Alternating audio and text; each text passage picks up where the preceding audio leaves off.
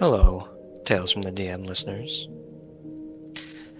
Up to this point, hearing my voice speaking directly to you is going to be new. But, well, the normal voice of these intros is dead for the time being. And so you get to hear from me first. For those of you who've been listening throughout this entire campaign, I want to thank you, personally. If you've been listening and have been keeping track with how things have been going, I'm sure you've come to realize that this story is finally coming to its end soon. This isn't the last session, this isn't the last episode, but we are nearing a climax, nearing an end. And I know I, for one, am excited about it, and I hope all of you are too.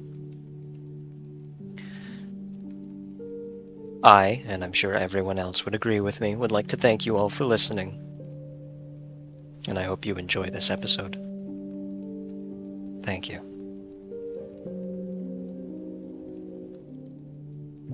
Oh boy. Alright. So, much as I know you all want to get right into it, I'm sure, I'm going to go ahead and start with a recap, as I always do. Last session, you all emerged from the cave or returned from the camp. You reconvened and spoke, quip putting together first that you all had not just killed an aspect, but killed time itself. You all spoke, read from the journal of Freyfin that had been found on both versions of his body, which spoke of a need for the aspects to die. That Phanerak's, the creator, his plan was for the aspects of creation to die so he could gain control over the world again. But in the same vein, it would bring him close enough for you all to interfere with him directly. And so, after deliberating for a little while, the group of you decided to head into the direction of a copse of trees that you all had noticed. And within it, you found a remade grove. Something new created by Lutara and the people that you had all brought from the first grove. You realized, through speaking with some of the people here, that you all had disappeared for months. While Lisbeth, Quip, and Sinclair went about, did their own things, celebrated that they were still alive and that the grove had been made anew, Rurik went to speak with Lutara. As Rurik had a belief that Lutara might be one of the aspects, that of peace. The two spoke, Rurik positing this idea to Lutara before testing the theory. Communing with Merkin, Rurik's god, it was confirmed that Lutara is the aspect of peace. This saddened both of them, but Lutara didn't fight. Instead, Lutara led Rurik out of the grove and into the trees,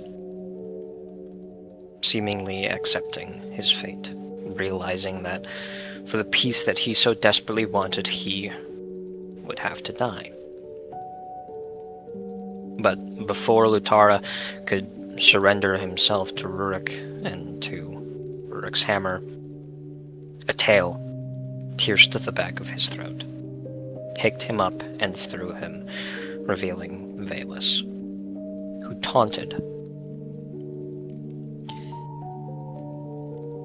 Valus threw Lutara's body back into the grove, where the grove members and the rest of the party saw and followed the direction it came from. Meanwhile, Rurik and Valus fought, both landing blows on the other, Rurik telling Valus that doing that was the last mistake she would make, as it would alert the others and bring them to her.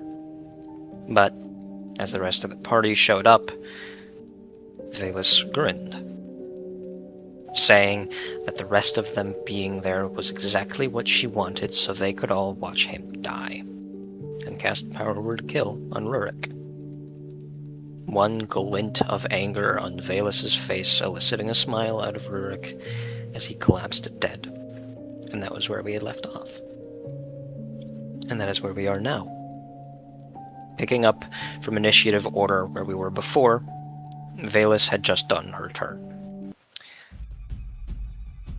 Rurik's body is still on the ground, crumpled in the grass in front of you all as Velus is grinning above him. She is still in a similar bestial form as to what she did when Lisbeth, Rurik, and Sinclair fought her in the Citadel. Tall, muscular, a long spine-covered tail flowing out behind her and massive claws tipping her hands, and her face bearing a strange, twisted, animalistic snout.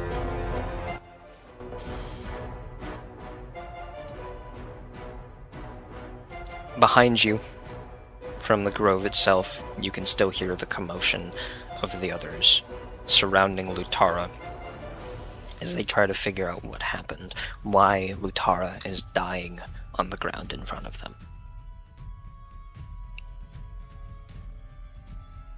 And so, starting from where we had left off in the initiative order, that brings it around to Lisbeth.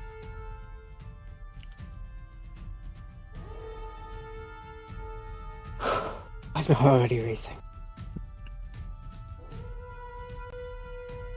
Lisbeth is staring at Rurik's body. She's seen Rurik get knocked down time and time again. But he's always gotten back up. He's always moved while he's hit. And I think it's starting to... It like hits her. He's not moving. He's not breathing. He's dead. And this lights a fire inside of her. She has had a complicated relationship with work and an even more complicated relationship with family in general. But I think this is... Her mind is that level of muddied to where you're perfectly clear. Her body engulfing in flames as her mantle of flames activates.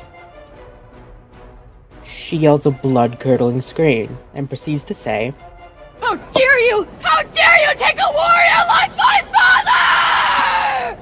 I'm gonna kill you for that! I'll be the last thing you see! I'll kill you! Do you hear me? I'm gonna kill you!" as she's going to twin cast Disintegrate. I didn't realize that was a spell you had access to. Alright.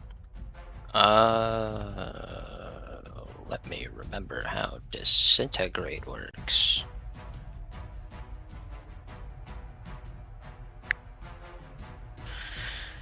Okay, let's see. Tiny green ray springs me, pointing finger. The target creature targeted by the spell must make a dex save. Alright.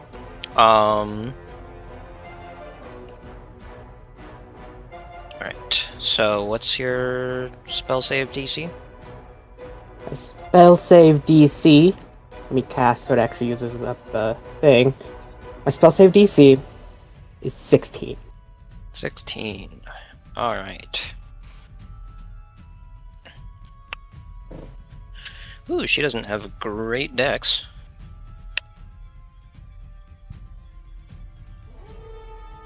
Okay, she's going to fail that save, but she's going to burn a legendary resistance. So she passes it. She passes one of them. Right, you twin cast it. She passes the second one normally. Silver barbs. Okay. She doesn't pass that one. Let me look up legendary resistances, because I don't remember if that's something that can be used twice in the same turn.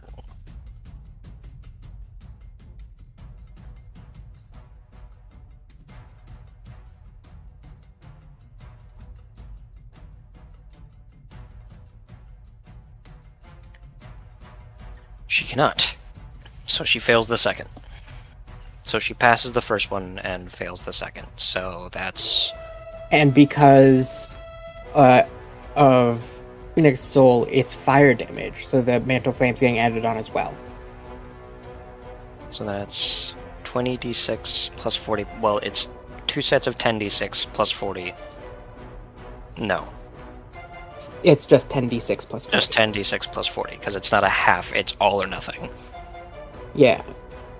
So 10d6 plus 40 plus your Mantle of Flames.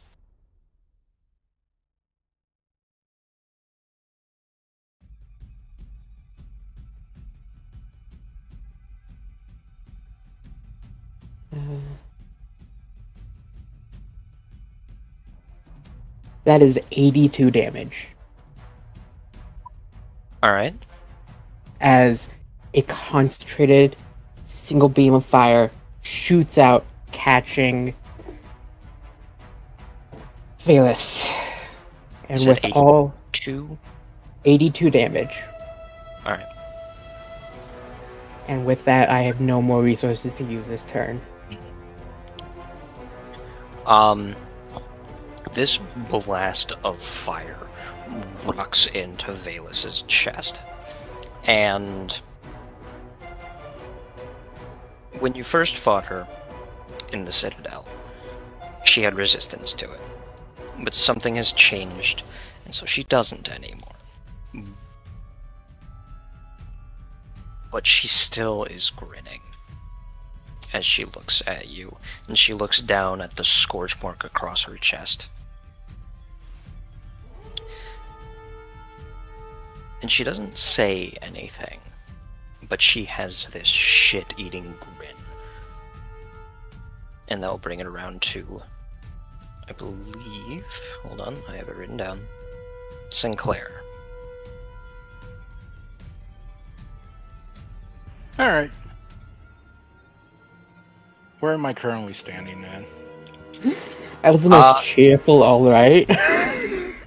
You're about 30 feet from her. Okay. Enough you could run up. All of you are about 30 feet from her. So all of you can get within melee range with just your movement in a turn.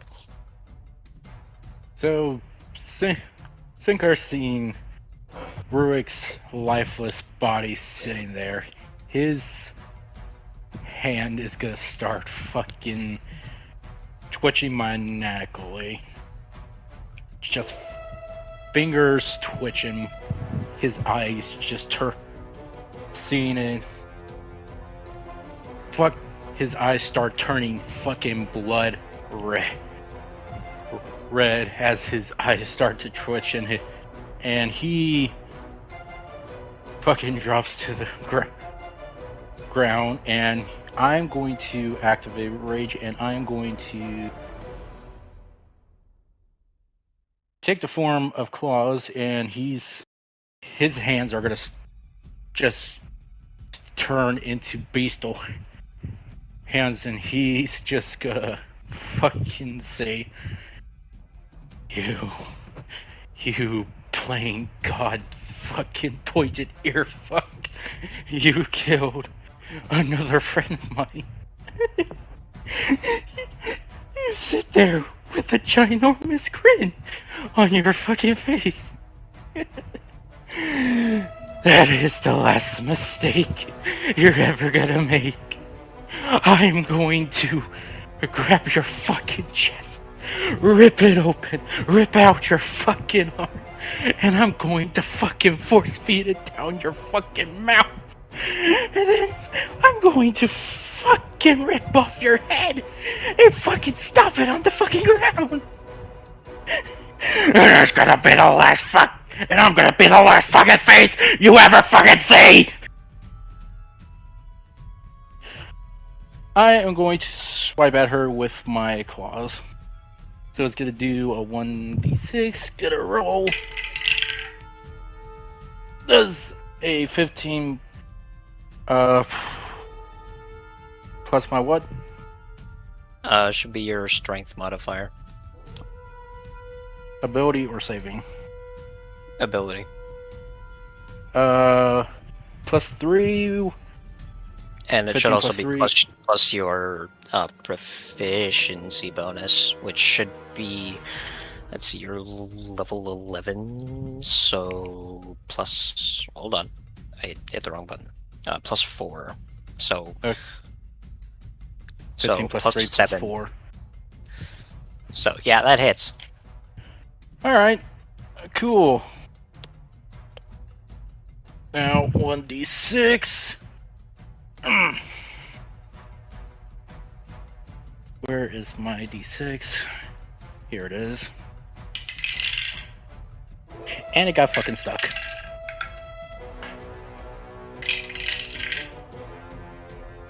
It landed upright on us. Oh wait, no, that is not my d6. Whoops. It landed on a 5. Plus something else, if I remember Should be right. plus your strength modifier, plus your rage damage modifier, which as a level 9 barbarian should be plus 3. Plus 5 plus 3, it's a plus 2 for the rage damage. Okay. So 10 total? Sweet, Tigger's just fucking pissed. His eyes are just fucking glowing. He's gonna go straight for her fucking neck with the claws. Okay. Don't you have extra attacks? He does. I do. And after that, I am going to bring out my necro axe. Alright. That failed. I that did not go into it. Oof. 9 plus. Find it. It should be 2 plus your strength modifier plus your proficiency bonus, so 4, 5, 6, 7, 8, 9. So plus 9 to hit. I landed on a 9. That's an 18 total. That hits. Okay, cool. So a 1d12. Where's my 12? Here it is. Ooh, plus 3. Plus 2. Plus 2. Plus 2 plus strength. So you roll a 3 on the dice. Yes. So 8. Now roll the d8 plus 2. D8 plus 2. 7 plus 2. Wow. Alright. So... Alright. Man, y'all are tearing into this motherfucker. She also has to make a Constitution saving throw because of the X's status effect. She passes that one with a 17.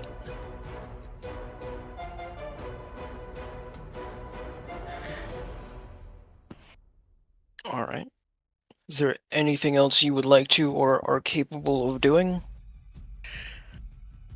I don't believe so. Alright. Then that brings it around to Quip. Alright, so first I'm gonna ask, what is the distance between Quip and her right now? 30 feet. All of you are 30 feet away from her, except for Rorik, who is at her feet. Alright, Quip, before he does anything, is going to take a deep breath, and he's going to look towards her, look towards Rorik's body, look towards her again.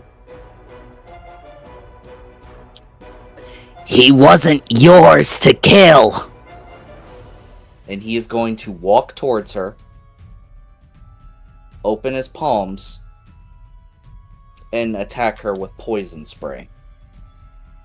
Okay. Remind me what poison spray does. That's what I'm pulling up. I'm pretty sure it's a dex save. You extend your hand. Creature must succeed on a Constitution saving throw or take 1d12 poison damage. However, because I'm 11th level, it's 3d12 poison damage. So it's a con save. What's the DC? The DC? Yeah. 13. Alright.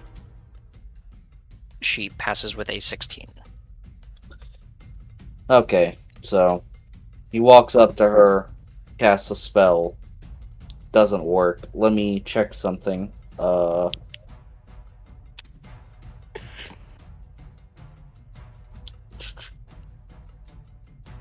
Attack as a bonus after casting a cantrip. Okay, well, since that didn't work, he's gonna just take his sword and then try to slash her.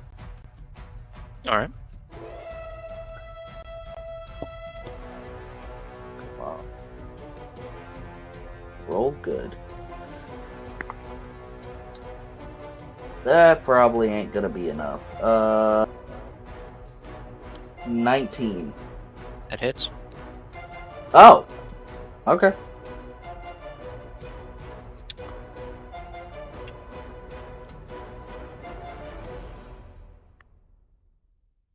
Right. 1d6 plus 4. That is a 10. Total? Yep, total. I rolled a 6. Cool. So after he fails the poison spray, he grits his teeth, takes out his sword, and slashes at her, dealing 10 damage. As he does so, he kind of stumbles down on the downswing a bit, and looks down at Rorik's corpse again. How badly mangled is he? Or was it just... He's a little cut, but the thing that ultimately killed him, just done, gone. So Power Word Kill did not cause any really exterior damage to him? Nope. Just killed him. All right. Think like in Harry Potter, Avada Kedavra. You're dead. Okay. That sort of deal. I'm going to say that Quip is going to pass his turn for now, but he is going to remain next to her. Alright. Valus, as you all surround her, still wearing this grin, she goes...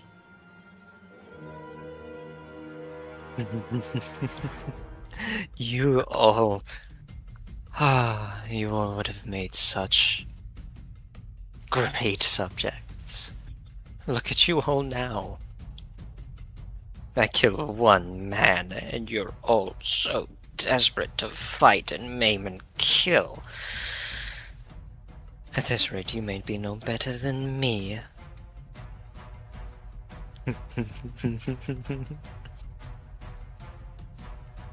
As she giggles and laughs, the sound coming from the grove behind you changes. Before, it was just the sounds of people calling for help and things like that. But as she laughs, the sounds shift, turning to combat. You can still hear people calling for help, for assistance, but now they sound more like rallying calls to battle than they do anything else. And as the sounds behind you shift, movement catches all of your eyes around you. As a group of 6 men emerge from the trees surrounding you, wearing the same rictus grin that has already made an appearance before.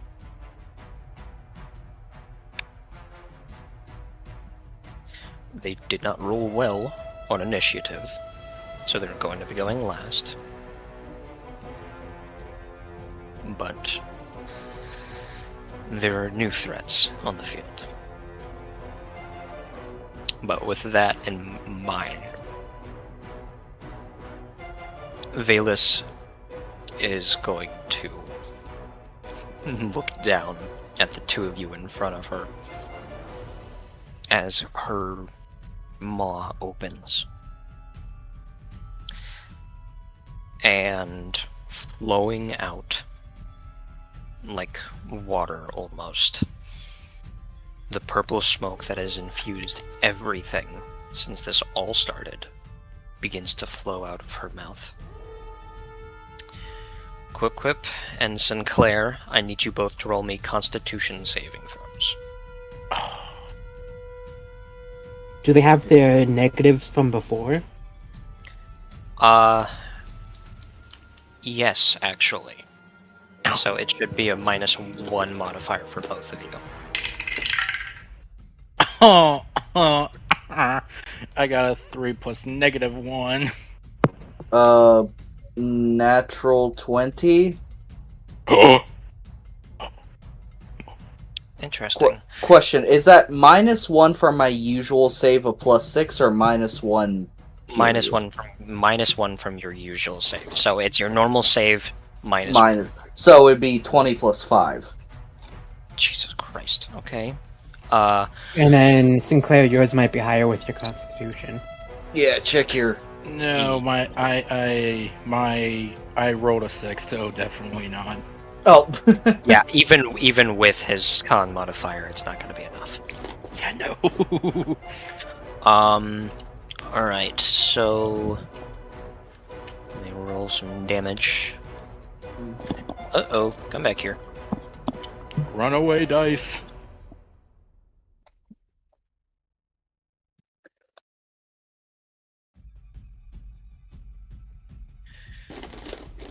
Okay. Sinclair, you take 26 damage and gain the poison status effect, Poison. giving you disadvantage on all attack rolls and all ability checks. Oh, fuck! I left too soon. Quip, you take 13 and are not poisoned. Alright, 13 not poisoned. Correct. However, now I need both of you to make wisdom saving throws. Oh, Actually, I need all Oh 3 my of you to make wisdom saving throws. Oh, 19. Okay. oh, I got a 5. That is a 16. Okay, Quip, you are the only one who passed. Ooh. Sinclair and Elizabeth, you are both frightened of Valus. Any attacks? Any attacks made against her are made with disadvantage, which Sinclair, you already have disadvantage on attacks. Oh, disadvantage. no. It's not going to be double disadvantage. It's just going to be flat disadvantage. And you have to use your movement to move as far away from her as possible.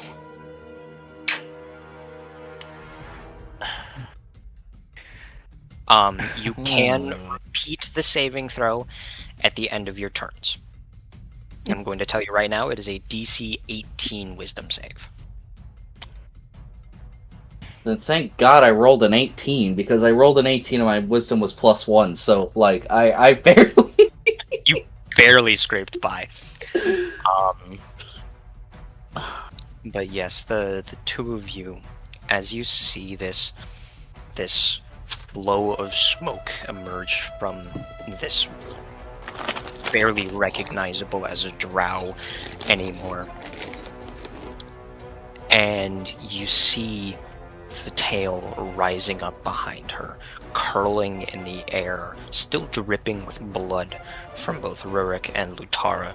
The blue ichor of the angel and the red blood of the dwarf dripping onto the grass underneath it. And the movement of all the men surrounding you in this clearing, it fills you with this unbelievable dread. And you want nothing more than to get away from this in this moment. And with that, I'm going to pass it on to Lisbeth. Lisbeth is scared, but she is also angry. So she will, of course, because she has to, take 30 feet of movement away from her. Okay, correction.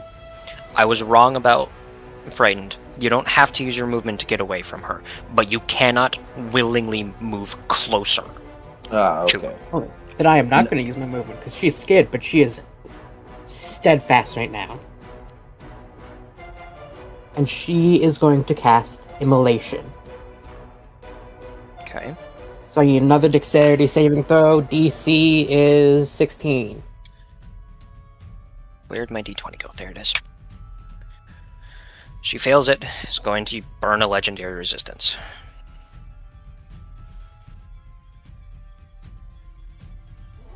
So what does a legendary resistance mean? She just succeeds? Automatically saves it. Alright. Half as much on an successful and they don't burn. Okay. So. This is 8d6 damage. Okay. Plus your mental flame. Yep, so it's gonna be... Make sure I read through. That is going to be 30 damage. That's after having it? Oh, no, so, let's... Does Mental Flame apply before or after having? Probably after having. So that would After. be...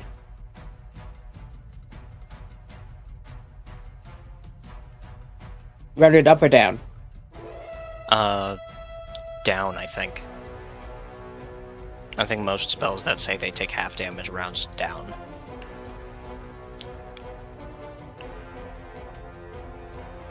Let me look at That was 16 damage then.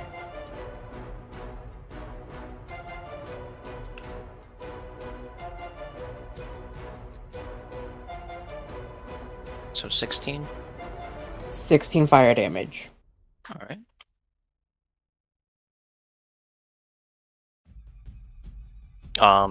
Anything else you can do on your turn?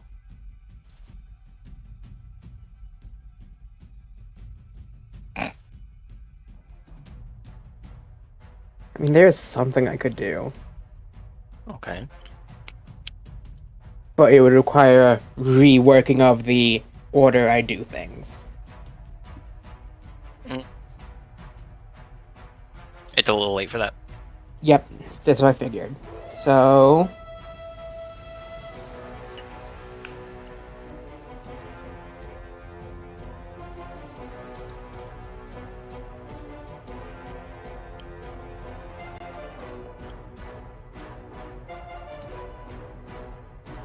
Making sure I don't have anything that I could do on a bonus action. I do have something I could do on a bonus action. I'm going to bonus action.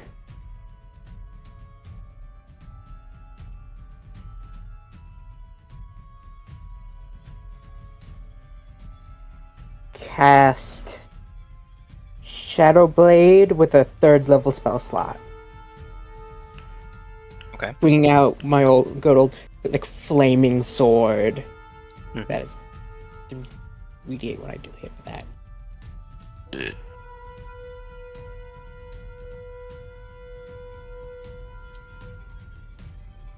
And that's the end of my turn. Alright, go ahead and roll me another wisdom saving throw. To try and get rid of the frightened condition.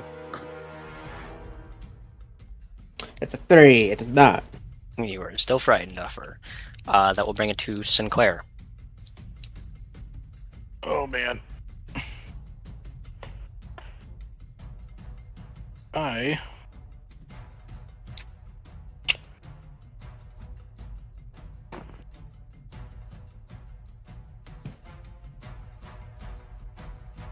want to try and cast breath cards on Valus. Okay, that's one of your warlock spells, yes? It is one in my spell slot, yes. This one I've had for a bit. Let me look at this spell. Spray cards 5e. Man, y'all need to stop with this fucking saving throw shit, because I built her to cause disadvantage on attack rolls, you motherfuckers. Let's see. What level spell slot are you using? Your 3rd level warlock, yes, so it has to be 2nd level, because you don't have any 3rd level spell slots yet. It is a levels 2, yes. Alright, so what's your spell save DC? Let me look. It is a 13. Alright. She passes with a 13. Fuck! So she takes 2d10 halved. Okay, 2d. My 2d. And she is not blinded. I thought so.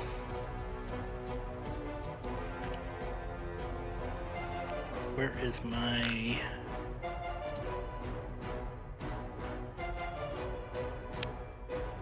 Where is my 2d10? Do I not have one?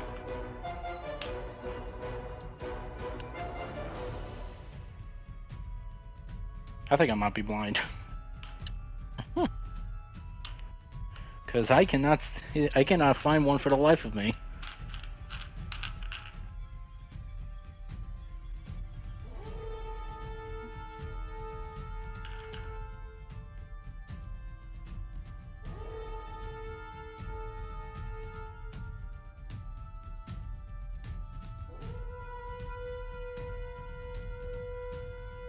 Yeah, I'm physically blind. What shape is it? Hold on. Oh, you can't see my camera. Nope. Just look up a dice roller on your phone. Okay. Like on Google or something. Here it is. How many? 1 or 2? 2. It's 2d10 halved. Can my phone roll these? Can you roll?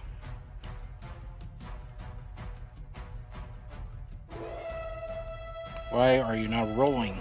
I have the option, phone. Why are you not rolling them?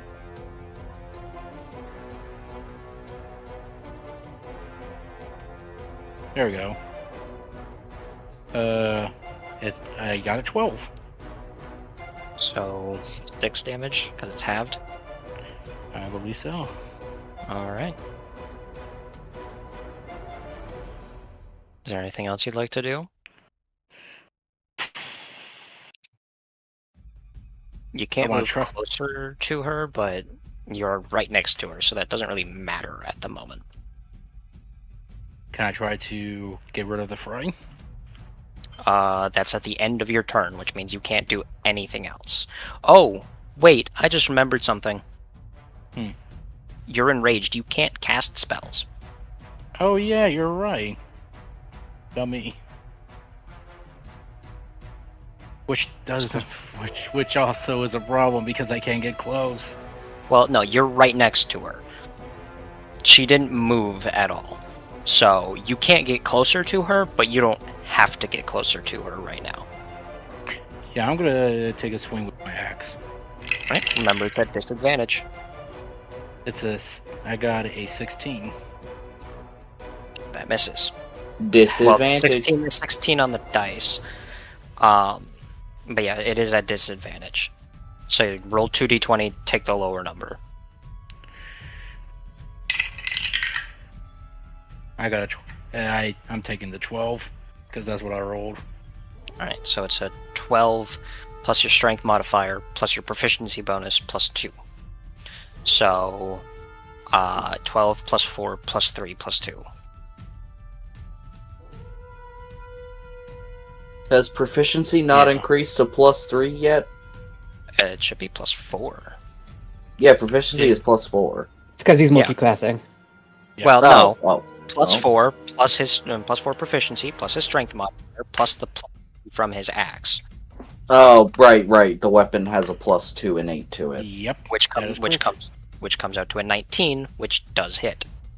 All right. All right. Rolling. Apple.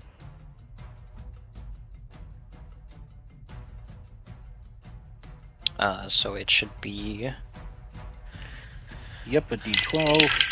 Yep. Plus a 6 plus 2 plus- plus my strength mod.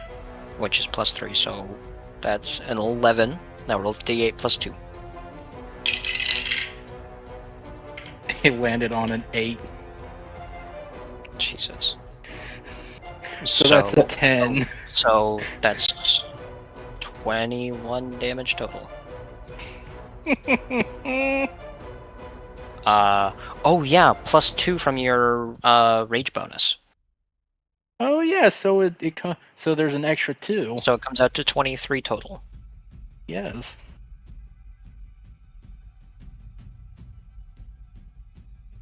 All right. You have an extra attack.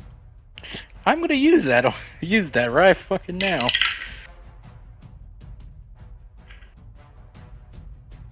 I got a 19. With Is that after disadvantage? no, I'm about to roll disadvantage right now. 13.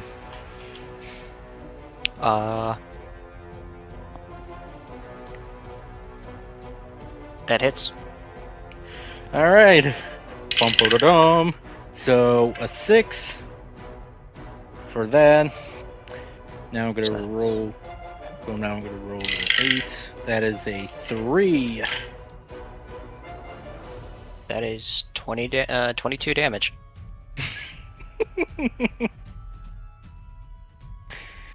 Oh boy. The barbarian is barbarianing. Okay. Yes. I know I'm gonna get swiped at next because I'm after that. I know it. I know it's gonna happen. Alright. I don't think there's anything else you can do. No, I can't. Go ahead and roll me a wisdom save. 16. Fails. I don't. What happens? You are still frightened. Alright, because I don't have a modifier for wisdom. Alright. Then that will bring it around to Quip. You are the only one who is currently unaffected by any status effects. I am locked in. I am absolutely just focused right now. So, Quip, having just made this strike. So, it doesn't seem... You didn't say Valus automatically passed that one poison spray check. Correct. She passed the saving throw on that one. Actually, let me check one other spell real quick, because I want to see... I wanna see if I can do anything entertaining with this. Each creature.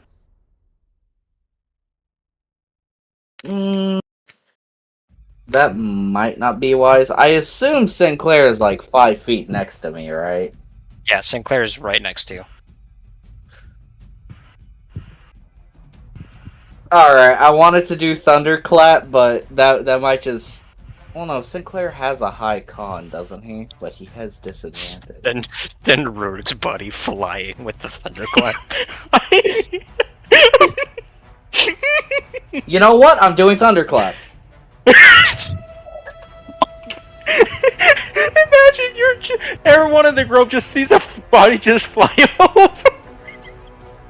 Yeah, there's just sorry. a body flies. The second body. I'm sorry. I just want to say the second body hit the tower. It would be worse if it was a bell tower. You just hear dong. Sit the elder tree!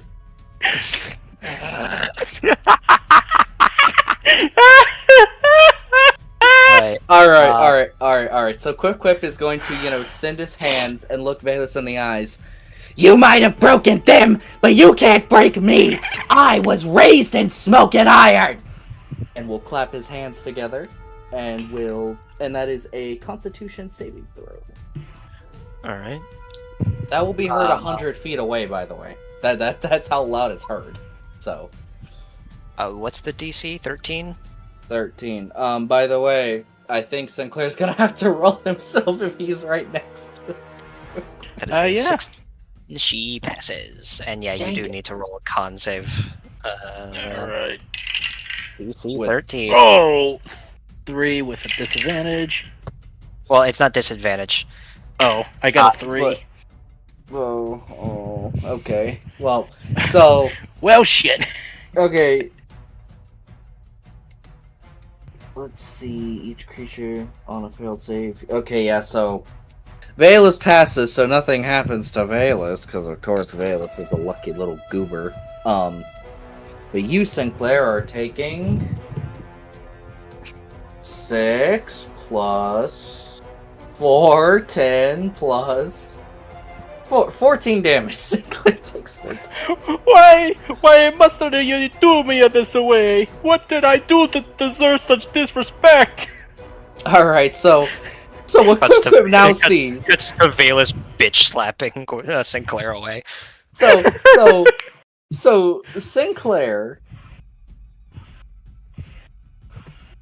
Sinclair gets damaged. Valus is unmoved, and what, Rurik's body flies or something? Is that He what- rolls like 3 feet away.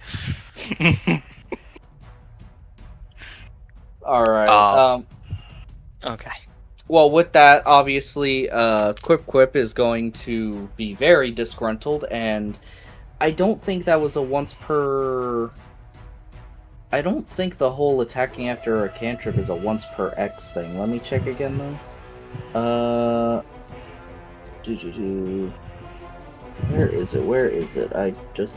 Attack is a bonus action after casting a cantrip. Yeah, okay, so it's... let me check again. I want to make sure that I don't cheat here. That's the one thing I want to avoid, because I can't remember if that's a once per turn feature or not. You know what I mean? So, Eldritch Knight.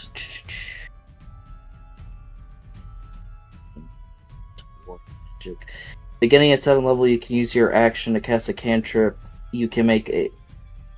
Okay, so there's no limit on that, so... Okay, yeah. He's gonna then swing with a sword. Alright. Alright. Come on, roll well. I mean, that's 14 plus 8, I think it was. Yeah, 14 plus 8, I'm gonna assume that hits. Yeah. Yeah, that hits. Alright. Roll a d6.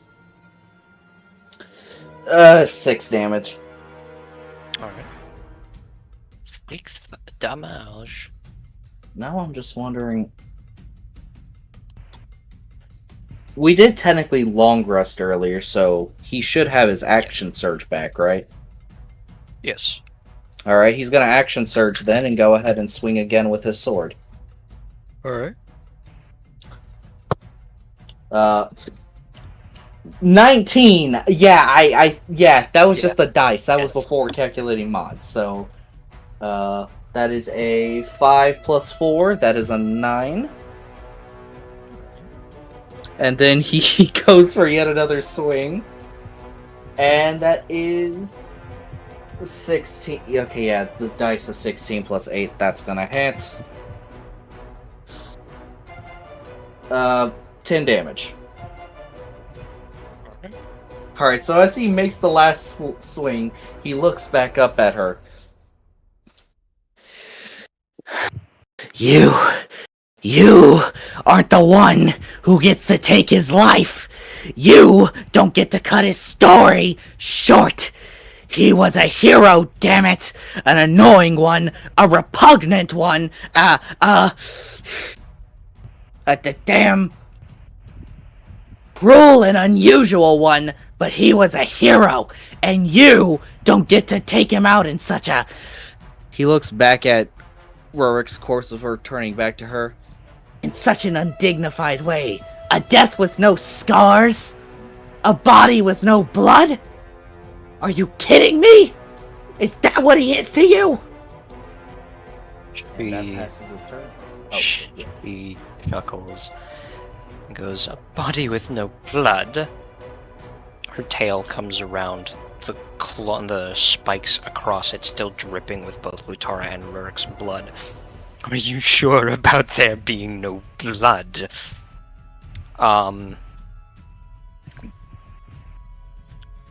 But that's the end of your turn.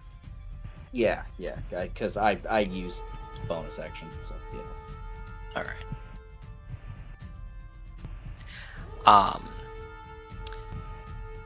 This brings it to the men. The group of figures surrounding the tree line split. 3 of them move to Valus, and 3 of them surround Lisbeth. So the first 3 are going to make attacks against Lisbeth. So Because this of my mental fame, they will all take damage. Yeah. So this is going to be 3 attacks, each of which have plus 3 to hit. The first one is a 19. The second one is a 13. And the last one's a 10. So only the first one hits. Alright. That is 10 damage to Lisbeth. And that one will take 3 fire damage. Yep. The other 3 that moved around Valus, 2 of them are going to go to attack Sinclair. The third is going to attack Quip. So the 2 going after Sinclair are going to make their attacks. That is a 12. That's not going to hit. Wait. Oh, yeah. Yep, Never it mind. is not going to hit because I have armor class of 14. And the second one is a 10. Also not going to hit. The one at Quip Alright. only rolled a 16. That does not hit. Nope. Because Quip has a 20 armor class. 19 armor class, but, near 20. Doesn't Quip have shield as well, the spell? No, I didn't give him shield because I wanted to focus him on attack spells. You didn't want the goblin with a possible 24 AC. I'm not trying to cheat. You know me. I'm not a min-maxer. You know that, don't you? You know me. I'm not a min. Yeah, I know that. I remember how Nectrimara was. Exactly. I don't min-max. Healing word when you have create or destroy water. That's still in my yearbook, by the way, just saying. Quip, destroyer of worlds. Did I sign it in your yearbook or something? You did. I can find it and send you the photo of it. It's so fucking funny. Rurik's dead, shut up. Yeah, get out of here. Get out of here. Get out of here. You're not alive. But yeah, I'm not You're trying not to canon cheat. anymore. Look, before the big bad, fine. I might add shield before the big bad, but right now, nah. I'm not trying to. Pretty sure this is the big bad. Well, But let's with that will bring it around to Valus again. And she looks hurt. I'm not going to lie to you. She is damaged. She's bleeding a purplish black ichor from multiple cuts and stabs and has massive scorch marks across her body. But she's still wearing that grin across her face. I'm going to roll to see if she gets that smoke thing back again. I roll a 5 or a 6, she gets it back. That is a 5. Ooh. So she gets her attack back. What is And because this? of that, I was gonna say, what is this, Warhammer? We got 5 up saves now?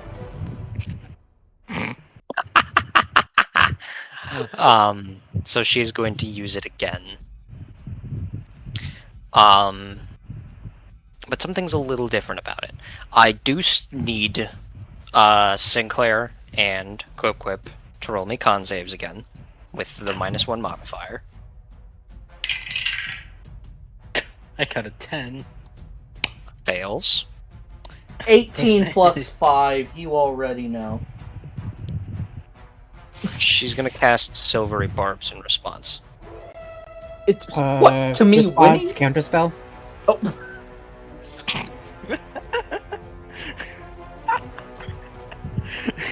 Save me, You don't have Yet- your reaction. You used it. Right. You used it to do the exact same thing she just did. Fuck off. Silvery Barbs. Roll again. What the?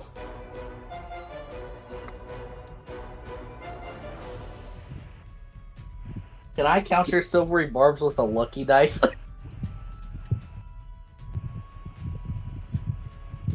I'm pretty sure you can because it just forces you to re-roll. Yes. Let me read it exactly. Silvery Barbs doesn't impose You- disadvantage. It forces the target to roll again and use the new roll. But Lucky Dice says the same thing.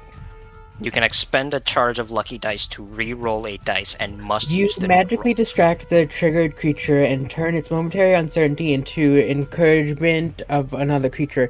The triggering creature must roll a d20 and use the lower roll. You can then choose a different creature you can see within range. You can choose yourself. The chosen creature has advantage on the next attack roll, ability check. Oh yeah, I didn't do that. Mm. It's not disadvantage, but it specifically says you roll and take the lower, not that's disadvantage. Well, that's disadvantage. So, what I can... I will let you use Lucky Dice, yes. Alright, I will use one lucky dice. Come on, baby. I won't push it any further, though, if I don't think that's gonna work. What was it, con save? Con save. 16? Fails. Damn, okay. Alright. Fine. So both Sinclair and Quip are going to take 4d6 plus 4 necrotic damage and gain the poison status effect. Sinclair already has it, but 46? will gain it. 4d6, not 46. Okay. 46 damage would be nuts off rip. Alright, so how much damage would that be? Correctly. 16 necrotic damage. Okay, that's not bad. I was about to say 46. Holy moly, I'm pissed. And you both have the poison status effect now, so you both have disadvantage on attack rolls and ability checks. However, that isn't the only thing that happens. As the smoke spreads between the two of you and the 3 rictus grinning men surrounding her, you see something change in the men. They were fighting with a vigor before. The unending fight of a zealot who no longer needs to eat, sleep, breathe, or worry about anything like that. There was a light behind their eyes, artificial as it was. But as the smoke filters amongst you all, you see it disappears. Moments later, as they breathe in the smoke surrounding all of you,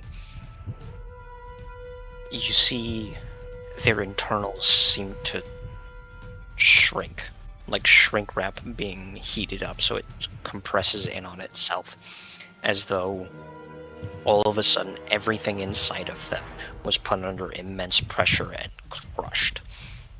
And then they fall, hitting the ground as dead, empty husks. But as you look up, Valus herself is getting stronger. Some of the cuts across her body are closing, sealing it on themselves, and some of the scorch marks seem to grow smaller.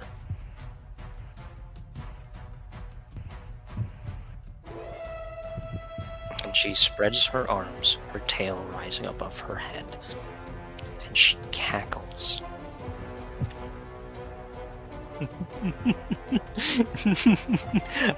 This, you tell me I can't stop his story where I want, but that is exactly what I can do. It's exactly what I'm going to do. You are going to see violence and death and war like you've never seen before when I'm done. And that is going to be the end of her turn, and is going to pass it on to Lisbeth.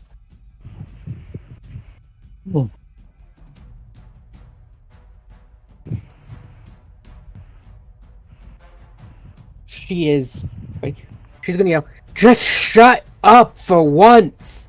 And she's going to twin cast Immolation. Okay. That's more dex saves, correct? Dex of 16. Where did my d20 go?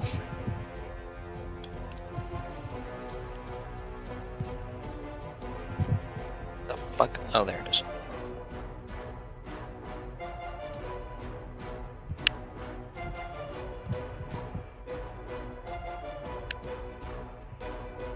Passes the second one, fails the first one. She's going to use her legendary resistance to succeed the first one. Silvery barbs on the past.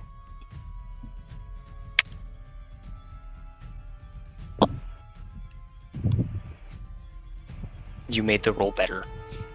Damn it. Oh, no, it has to take the Yes. lower. The lower roll Right. still passes.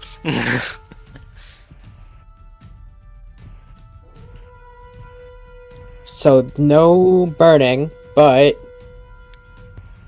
it's going to take the damage of at least one whole one. Mhm.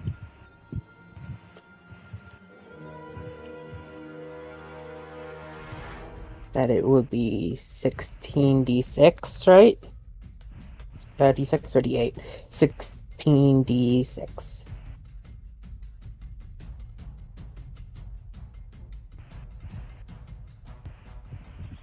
Half of that is...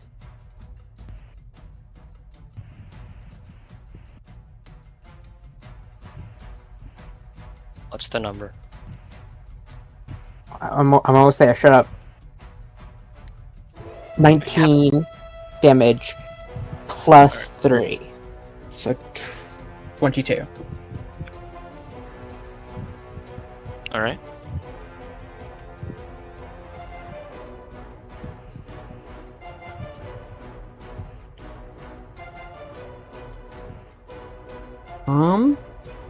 Who are you going to give advantage since you silvery barbed?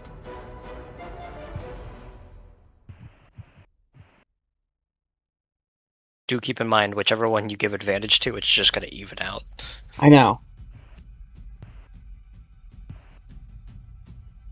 Sinclair will have advantage. Alright. Nice. And...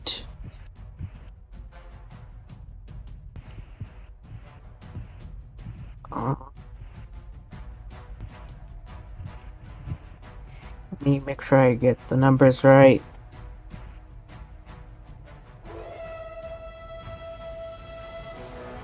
I am going to, as a bonus action, burn 2 first level spell slots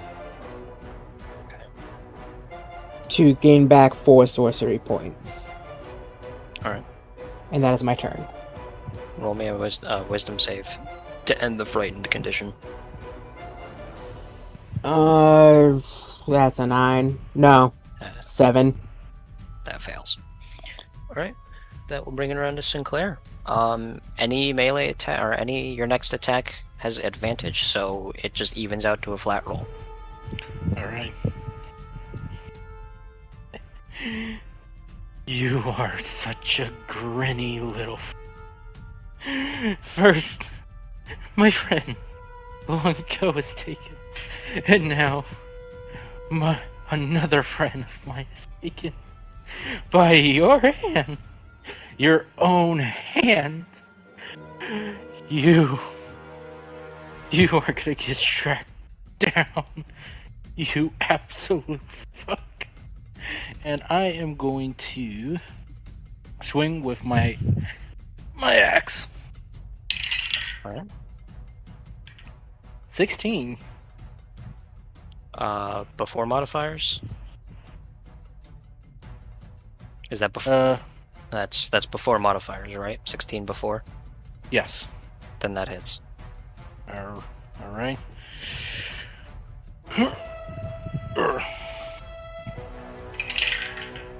Oh, whoops.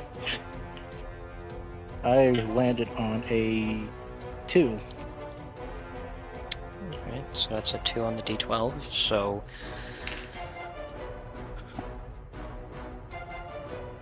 So that's 11 from that, now the d8. 6.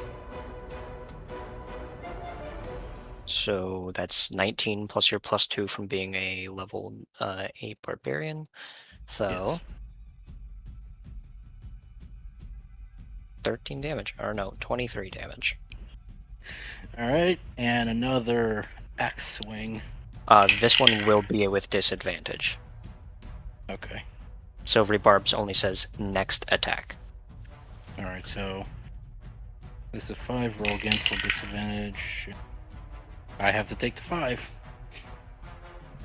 Yeah, that's gonna miss. Yep, knew it. Alright. I don't think there's any other bonus actions you can do. Oh, No. don't forget, as a barbarian, you can use the action Reckless Attack whenever you decide to, or you can declare a Reckless Attack, which will give you advantage on your attack rolls for the turn, but allow everything else to have advantage on attack rolls against you until the start of your next turn. Okay. So pretty much makes it easier for you to hit, but also makes it easier for you to get hit. Yep. Alright, roll me a wisdom save to try and end the frightened condition. 12. That fails. Alright, Fuck. that will bring it around to Quick Quip. Alright. This is phenomenal. Okay. Well, he's still next to her, I presume, right? Yes, He's not frightened, but he is poisoned, correct? correct.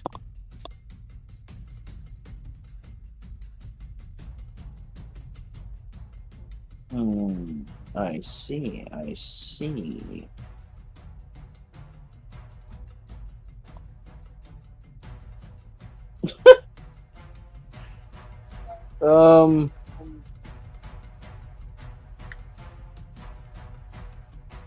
Let me read up on one of my spells real quick, because I need to see if this would even apply here or not. Oh boy.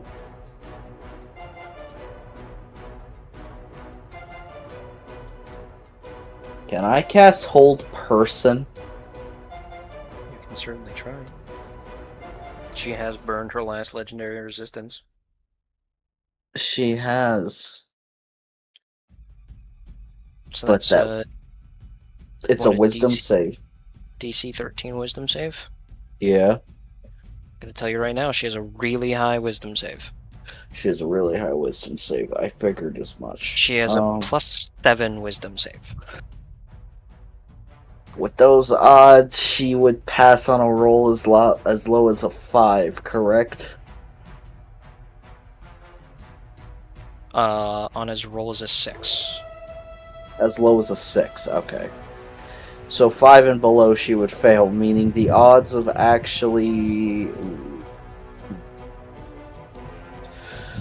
That only has about a 25% chance of succeeding then. Nah, I can't risk it. I'm not that desperate. Alright.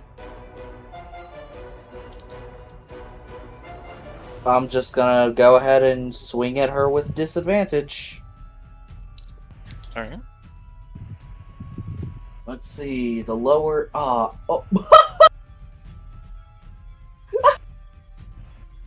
What did you Oh. roll? A 20 and a 19. Alright. So yeah, that hits. Okay. And of course, okay, 5 damage. And then the extra attack.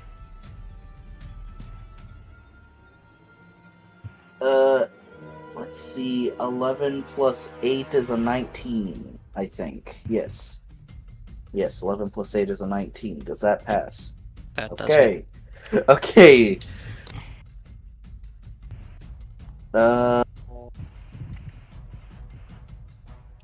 7 damage. 7 damage. Alright. Okay. As he comes out on the other swing, coughing profusely, I would assume, with all the damn smoke in the air. I don't think Quip Quip really has much else to say, but he is going to, like, growl and snarl at her and then start beating his shield with his sword. Okay. Alright, then that will bring it around to the 3 people surrounding Lisbeth. They are all going to, once again, take 3 attacks. First one misses. Second one hits. Third one hits. Okay, that's 14. Yeah. It was a 15 and a 17. So to the hit that take the 3 charisma. Charisma? Yeah. So 4, 5, 6, 7, 9, 15 damage to Lisbeth. Alright. And that'll bring around to Valus. And I'm gonna go ahead and see if she gets her breath back. She does not. She rolled a 4. She's gonna look down at Sinclair and Quip Quip. And she gets this really, like, taunting, like, well, not taunting, but that's, you know, the sort of look you give a child when they've done something incredibly stupid. Demeaning? I know it Demeaning. very, very, That's the very word. well. She gives the 2 of them this demeaning look, and she goes, "I'll be right back, you 2." And she turns her head, she reaches out with her hand and seems to grab at the air and pull. And as her arm comes back, she disappears in a puff of purple smoke and then reappears right in front of Lisbeth. And she's going to take 3 attacks at Lisbeth. 1 with her tail, 2 with her claws. So I'm going to do her tail first. That is a 14 hit. 14 to hit. That should hit, no? 14 hits. That hits exactly. That is 10 damage. 10 piercing damage. Okay. And now with her claws. First one is only an 8. Second one is only a 6. So she misses both of her claws. And she takes 3 damage from the Mantle of Flame, correct? Oh, yeah. Alright. Then that is going to be the end of her turn. She is no longer within melee range of Quip Quip or Sinclair. Sinclair is still frightened, so he cannot move closer. Quip Quip is not, so he can.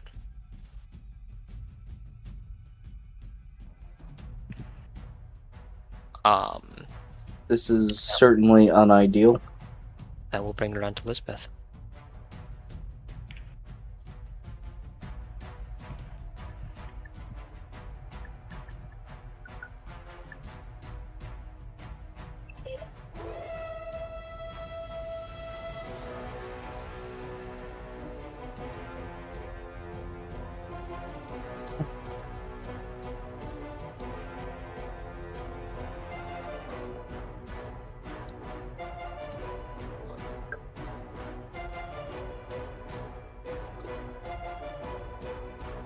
Is everything okay? Just thinking out what I do now that she's close. Wait, I know exactly what I do, actually. Reaching over and grabbing her quarterstaff, she's going to cast Misty Step to get away from her. Okay. I think that's like the second time I've ever used that.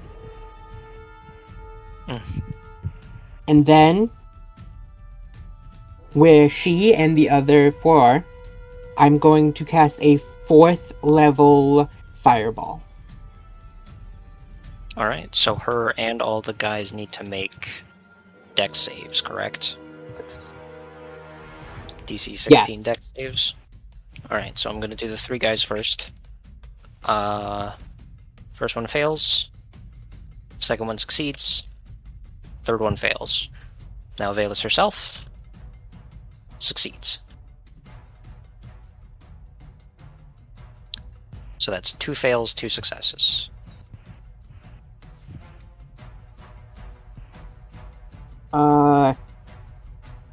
That's 36 total, so you can subtract that and obviously add my Mantle of Flame as well. Alright, so... Alright.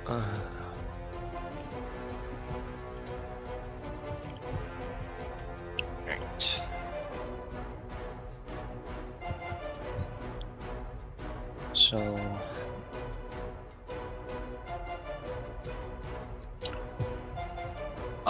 you straight up kill 2 of the guys.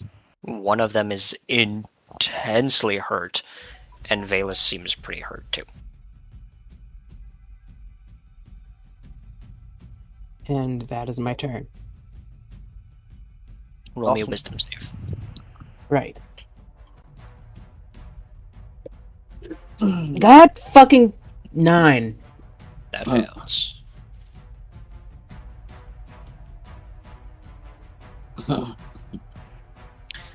That brings it around to, like I said, Sinclair. Sinclair, you can't move any closer. You are still frightened. And if you end your turn without dealing any, without making any attacks, your rage ends. I'm gonna at least try to throw a javelin since it's a ranged weapon. At Valus's face. Disadvantage. Yep. Unless it's a reckless attack. Yeah, do you want to do the reckless? There's nothing close to you, so...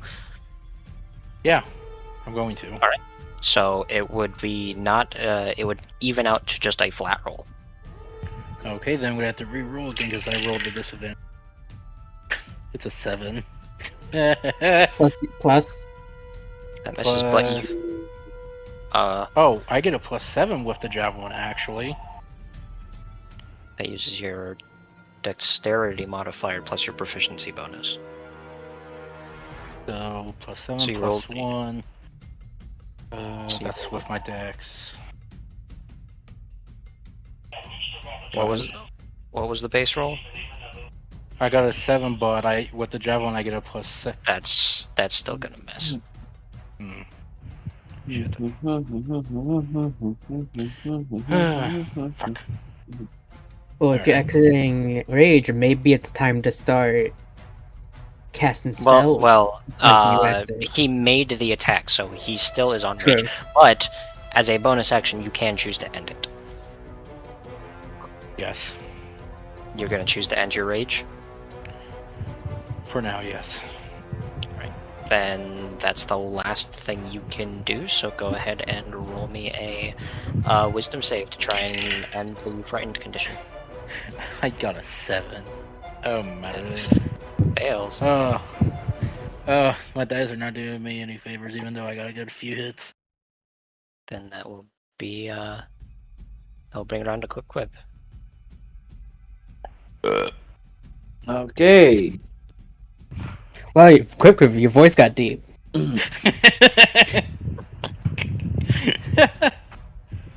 I guess he will go ahead and... Well, no, hold on. How... Do I even want to go over there?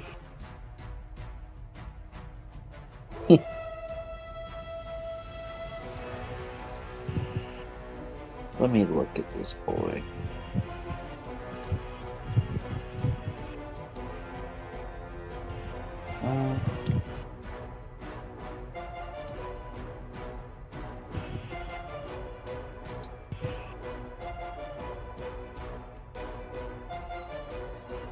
All right.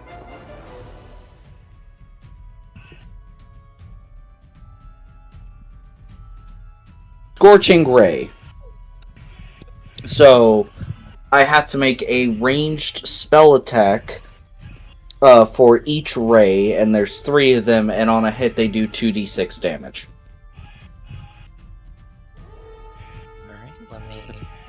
Alright, let me see if the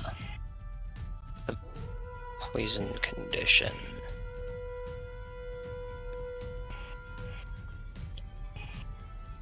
It will be at disadvantage. Okay. Well, so he's going to roll for the first ray. What ray is that? Let me... 12, does that hit? No. Okay. Second ray.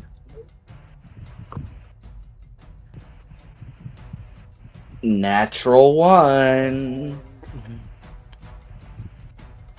Third ray. 15. Nope. Okay, so that's a spell slot for nothing. Oh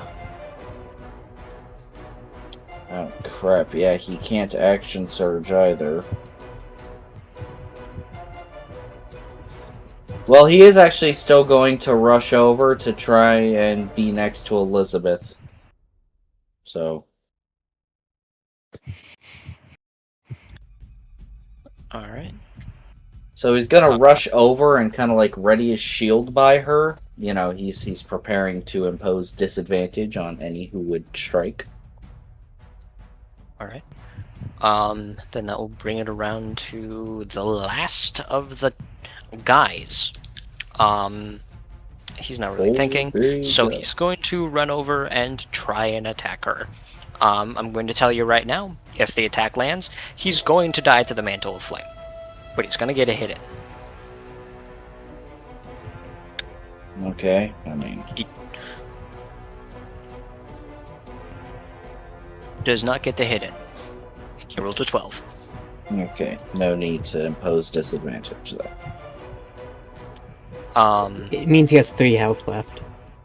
Yes, he has 3 health left. But that will bring it around to Valus. Valus turns to the rest of you, standing in the smoldering spot where that fireball had landed. And she's grinning still, yes. But much like Rurik saw in the last moments before he finally died, she is angry. You can see the flicker of rage behind her eyes as she looks at you all. You all have to make this so much more difficult than it has to be.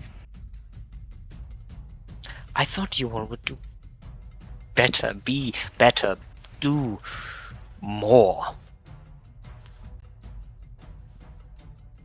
Was my faith truly that misplaced? Are you truly all worth so much less than I anticipated? It'll worth more than you. You can tell yourself that now, but in time you will see otherwise. At least I believe in something. You just roll with the flow, don't you? God, will you shut up? That was to Valus. I know. I was saying that to Yuri.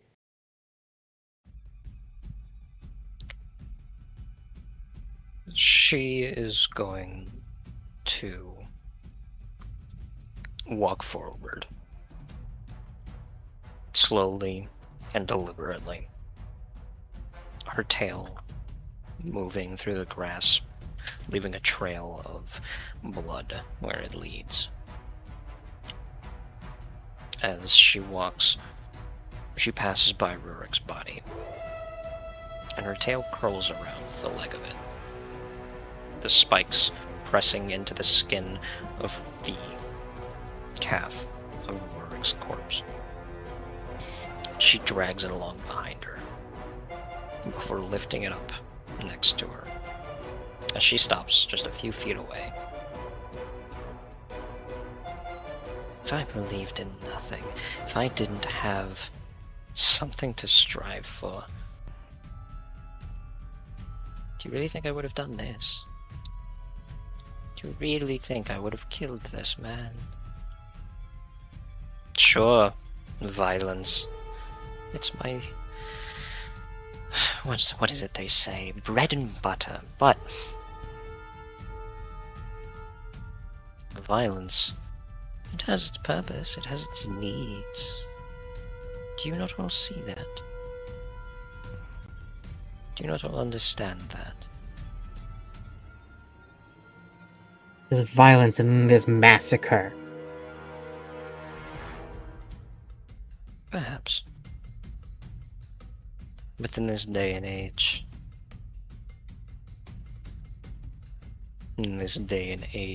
perhaps that's what's needed. Or perhaps that's what's wanted. After all, it's what you want. You want to see me dead on the ground. You want to see all of my minions dead, scattered across the world. Would you not call that a massacre? Would you not consider that the same? I never claimed to be better than you. I just claimed to be the one who's right. But you did. You just said that you're worth more than me. Does that not imply being better? Does that not imply a higher standing? Does it You are not doing this again. You are done manipulating us. I can't be manipulated. I'm just a stupid little goblin. I can't be convinced of higher truths. All I know is what's right in front of me. And what's right in front of me is my purpose. And my purpose right now is to live another day.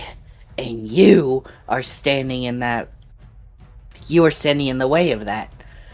And so I would appreciate it if you would just stand aside and let me have this one moment. I was enjoying a drink before you showed up. Can I not enjoy that without you ruining my fun?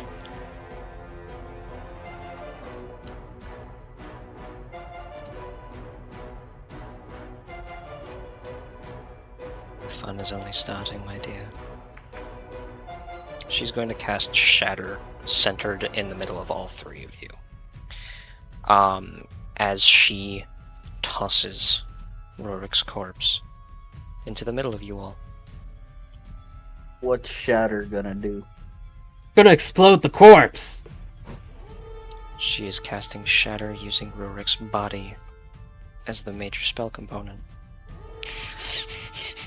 I don't know what Shatter is, so don't say that like I know what Shatter is. I really don't. So normally, Shatter requires the material component of a chip of mica, causing a sonic explosion.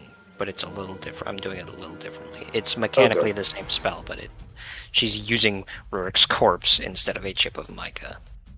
To make a big boom. Correct. We bring the boom! She's casting this at 4th level. I need all of you to roll me Constitution saving throws. With dis? At fourth level? Yes, she's casting it at 4th level. With dis? Counterspell, motherfucker. I still have my reaction. Counterspell. God damn it. She has hers too. Disadvantage, right? No. Poison only inflicts disadvantage on ability checks and attack rolls. But Sinclair and Quip do have that -1 modifier still. To con, you said? Yes, Constitution. 3 plus 7 -1. I don't know about you, but I'm feeling 22. I'm actually really good at Constitution. That is a 24. 22, Right. 24, So and only- whatever city got. Only Sinclair fails. But let me see.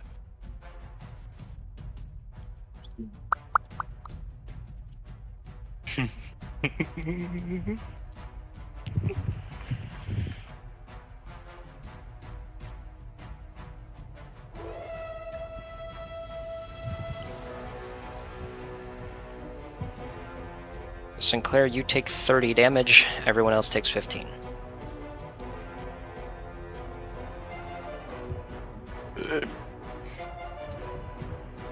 The body soars, flying over the group of you before landing in the middle of you all. Was it And gonna Valus- kill the one guy? Yeah, it will. She doesn't care about him. And as it lands, she snaps her finger. And Rurik's body explodes. No!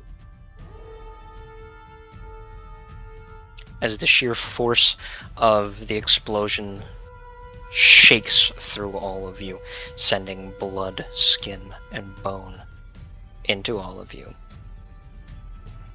She begins cackling. And that is the end of Valus' turn. Oh.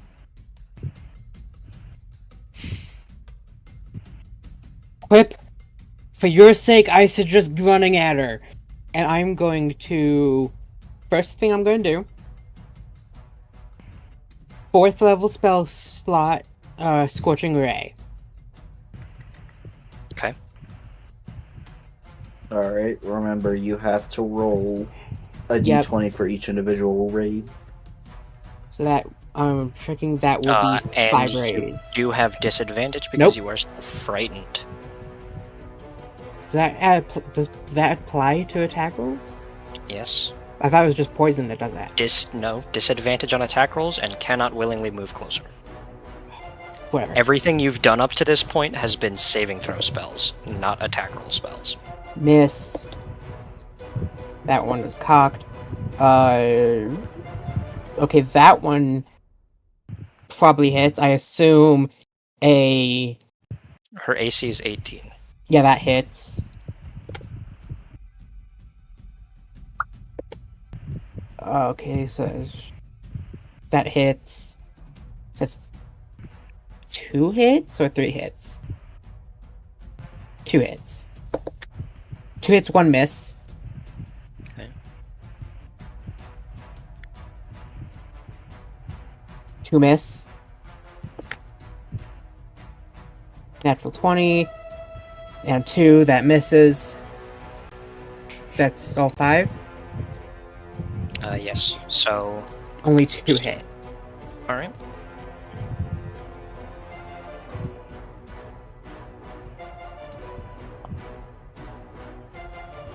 That's 11 damage.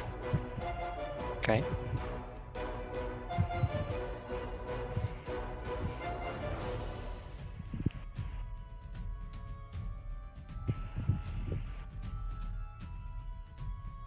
Right on top of her.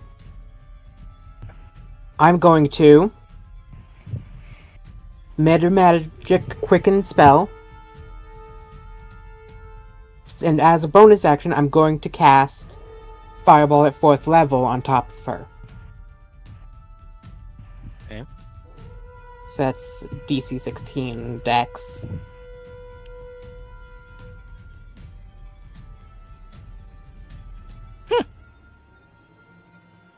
She failed. She rolled an 8.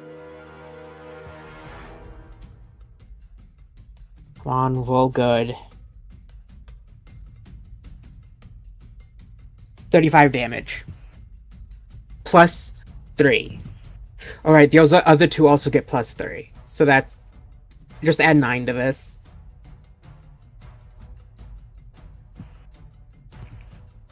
So 35 plus 9 is 44.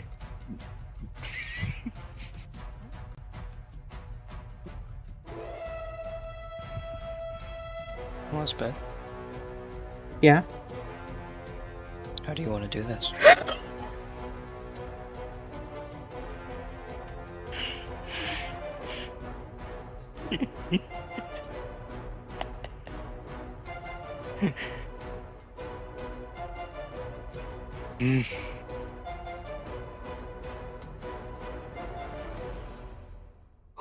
I need to breathe. I forgot to breathe.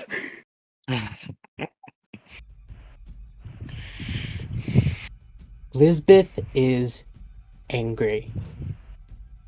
She just watched her current father die and is covered in his blood from his exploding corpse.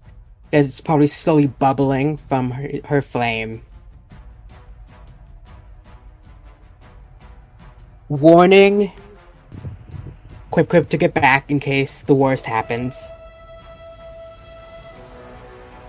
She holds a hand forward. 5 rays of fire shooting out, though she manages to dodge 3 of them. Before she clasps her hand, and an ember on her, just on her from the fire, expands into a fireball, engulfing her. And I think Lisbeth will collapse to one knee. She is drained. She has not been this drained ever. But she stands back up, refusing to stay down. That's what you get for killing my father.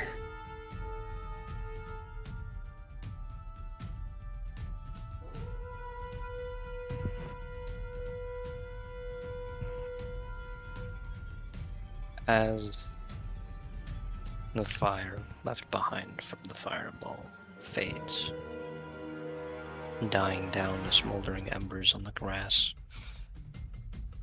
you all see the body of Valus, sprawled on the ground, charred, still oozing that same purple-black blood.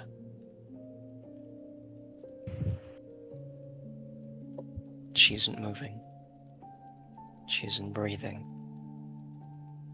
All that's left from her is the purple smoke slowly fading out of her mouth.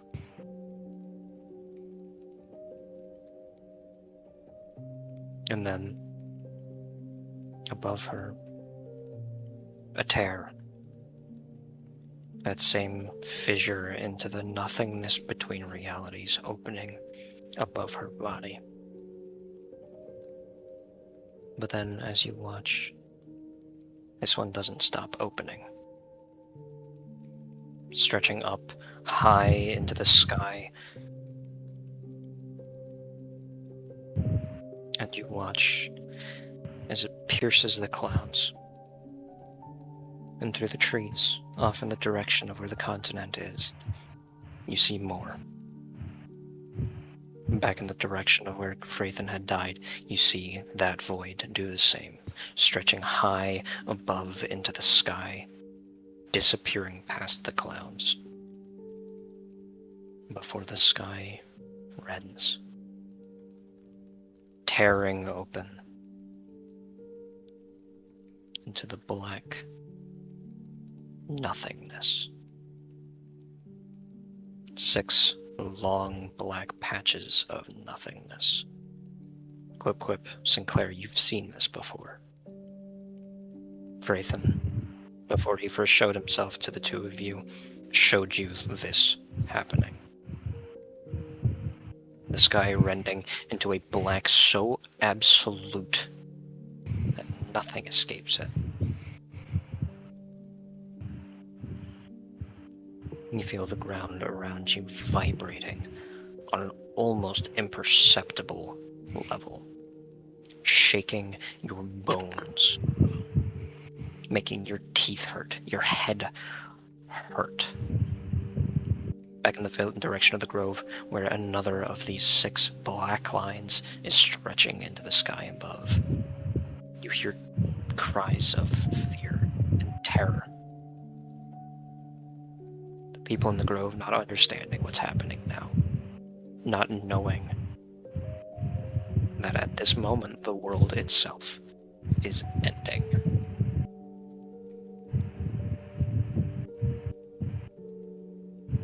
Far above, a voice speaks out, a voice you've already heard.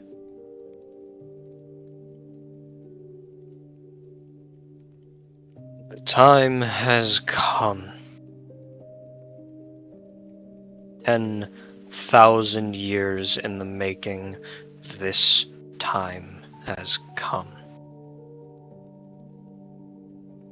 This world, long since outgrown itself, finally within my control again, so that it can be undone and unwritten as I see fit.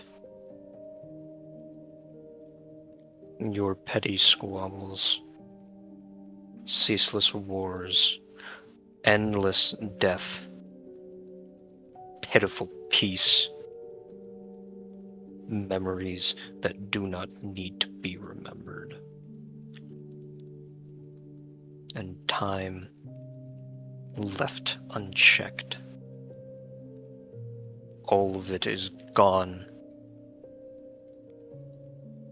and only I remain. This world is done, and I'm going to make so.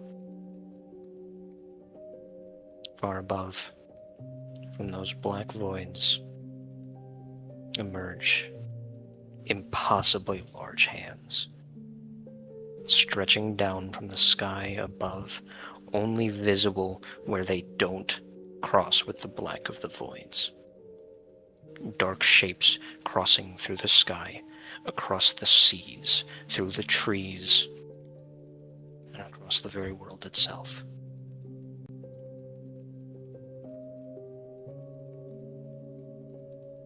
For a moment, the only thing all of you can do is watch. Seeing this true fabric of reality torn asunder. You knew it was going to happen, but seeing it firsthand after having wrought it upon the world with your own hands is another thing entirely.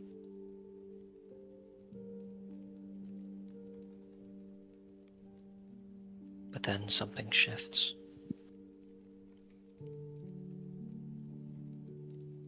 The ground at your feet begins to hum at a different frequency. You feel magic wash over the area surrounding you all. And as you look at Valus's body, the smoke that was emitting from her mouth retracts, flowing back into her mouth as a spell triggers, firing off in one single breath.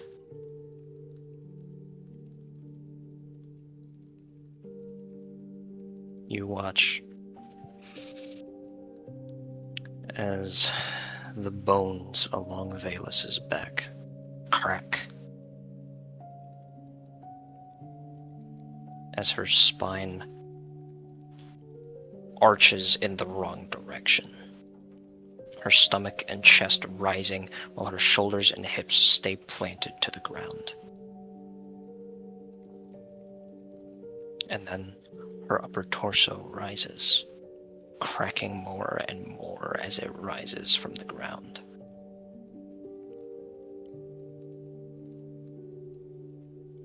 And she sits upright, breathing hard. The animalistic features that she had before, you watch as they recede, returning back to that of the drow you already knew. This continues for several moments.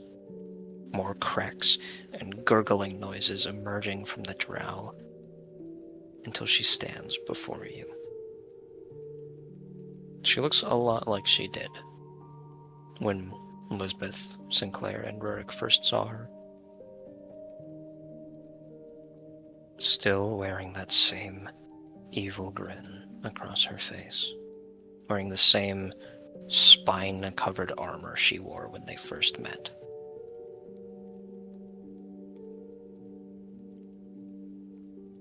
She doesn't look at you all at first, instead looking up to the sky and giggling. It worked. It worked. I can't believe that worked.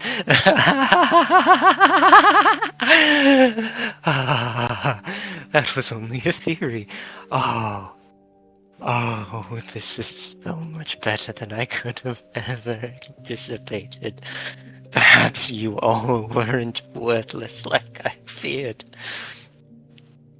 And she turns, finally, to look at you all, wearing this maniacal look on her face. And she goes, truly, I must thank you all.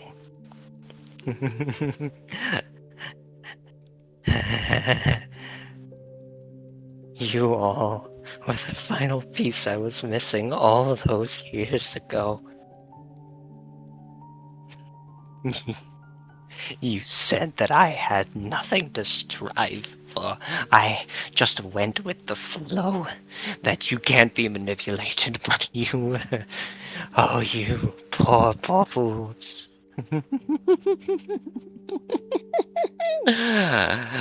Oh, how wrong you were.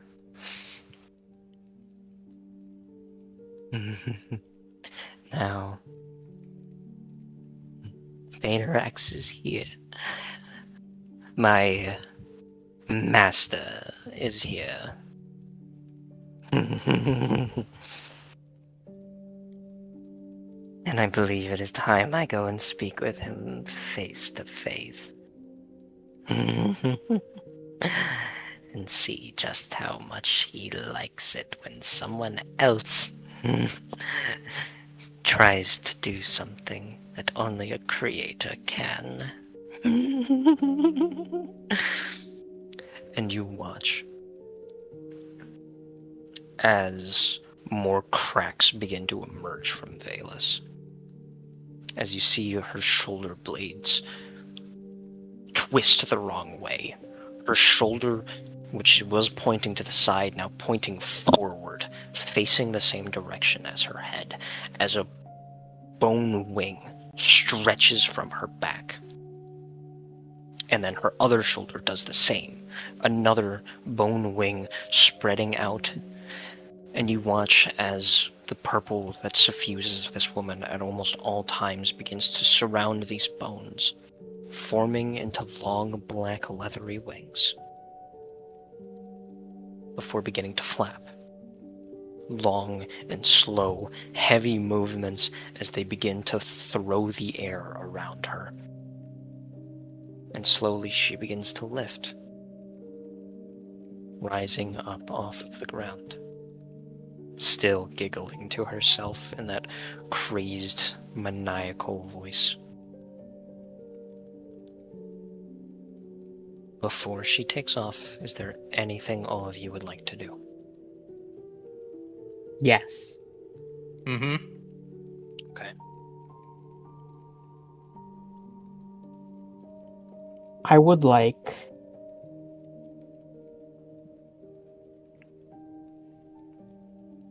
Oh, are you still frightened? Yes.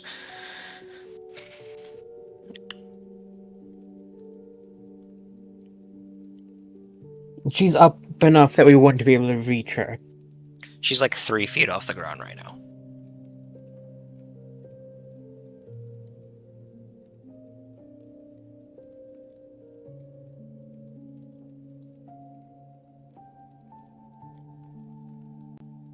I cast Scorching Ray. Alright. Go ahead.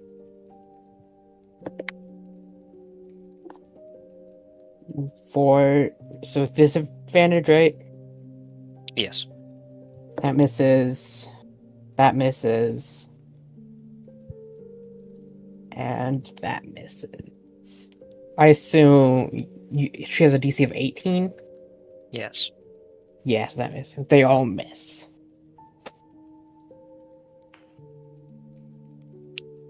Sinclair, you said you had something you wanted to do?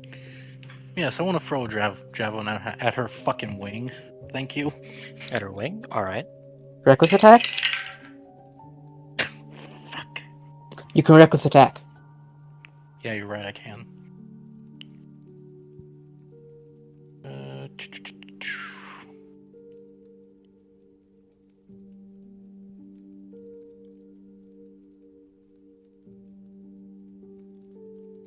Okay, so...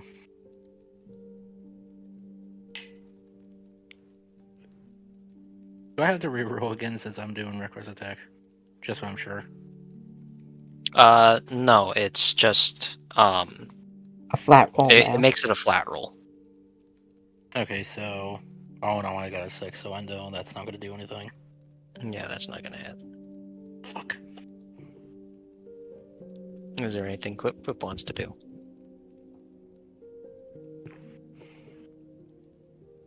That's a really good question.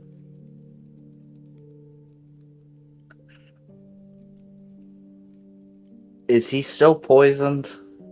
Yes. Then nah. I think he's just gonna slump to the ground and drop his sword and shield and just kind of stare at the dirt.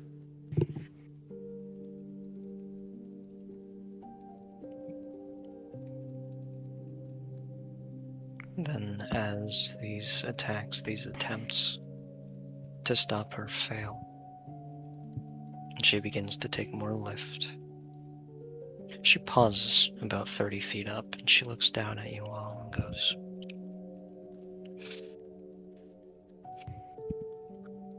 "You all have been instrumental. But don't worry. When I have my way, this world isn't going to end. I promise. I will be a great creator, a great leader of this world. And you all have done well. Perhaps I could make you all generals. Perhaps. Food for thought." Before continuing, flying up in the direction of the black void until she disappears into the nothing. Elizabeth is going to collapse and stare at her hands.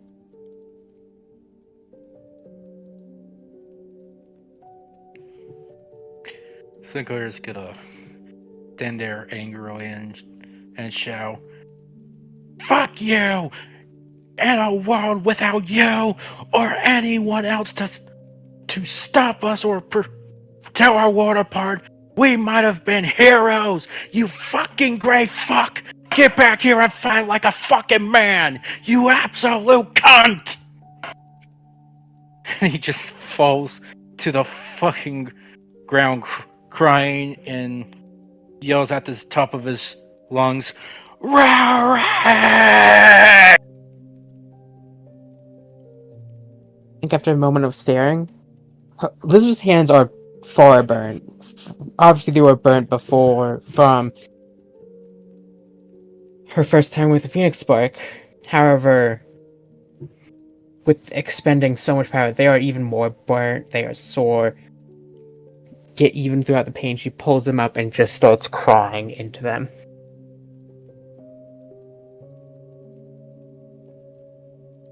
And with that, that's where we're going to end our session.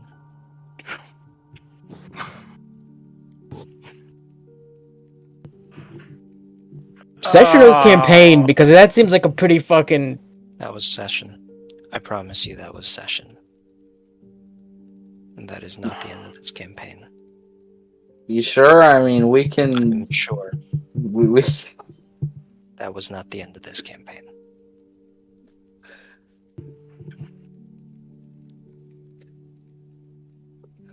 Elizabeth's biggest win was causing the end of everything. There is something I want to do.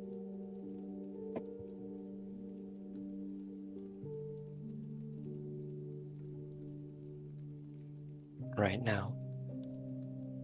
This isn't the only thing that's happening. Somewhere else, something else is happening. Not on this plane.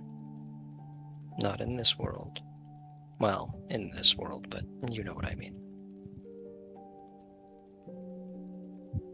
Somewhere else. In a certain afterlife. There's a dwarf.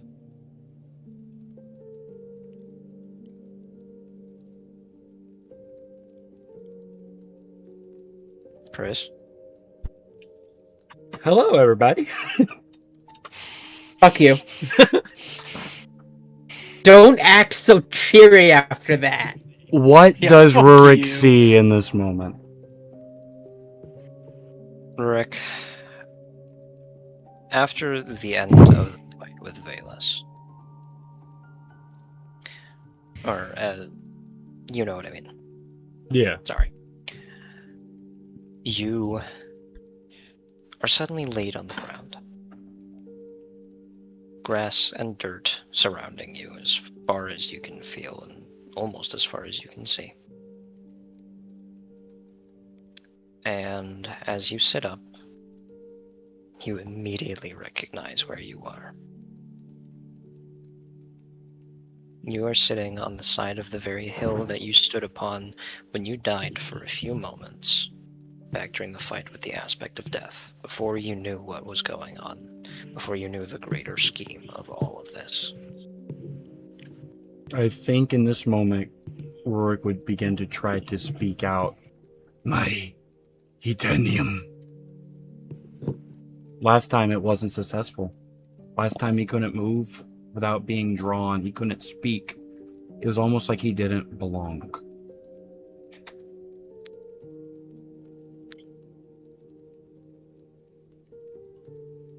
In the distance, you can see the building that you know houses Eternium itself. The afterlife of your god, Merkin.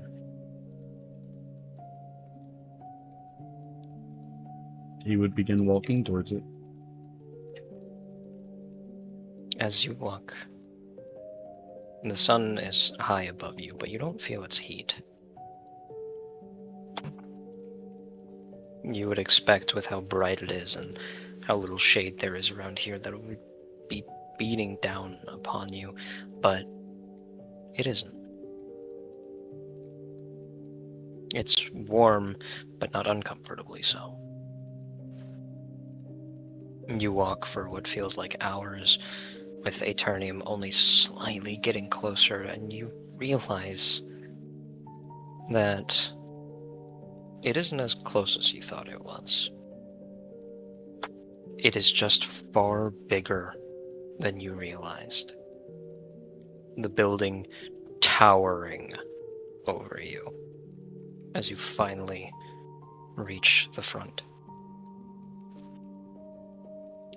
Before you can reach the door to knock or open it, the tall double doors, adorned with symbols and art and words in Dwarvish, Common, even some Elvish, they open, beckoning you inside. I would begin to look inside, see if I can see anything, and subconsciously, while I'm looking, just walk forward. It is my time. I'm ready. I did my final act. I gave everybody a winning chance, and I know they will beat Bayless. They will win. My Elizabeth will win. I know it. So I go through the doors. As you step in, you are met with a great hall. It reminds you for a moment of the Longhouse in the small settlement that you found on the island. But larger, grander, colors filling the place, along with all of the people. Some you've seen, some you've never known, some you've only heard about, some completely unknown to you. Majority of it is dwarves, but you see the occasional human, the occasional elf.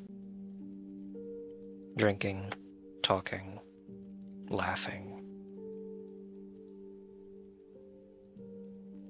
And you continue walking through the center. There are moments where you feel drawn to sit somewhere. But some part of your soul, some part of your mind knows that you aren't to stop. Not yet. Not here. Not now. And so you continue walking through the Great Hall, past the souls of those you've known, those you haven't. And eventually, you see something in the distance. This building so far, so huge, so large, that even things within it seem to disappear past the horizon. But now, you see the top of a large chair in the distance. Not quite a throne. And as you grow closer, you see something you never thought you would see for yourself. But you immediately know who and what it is. American.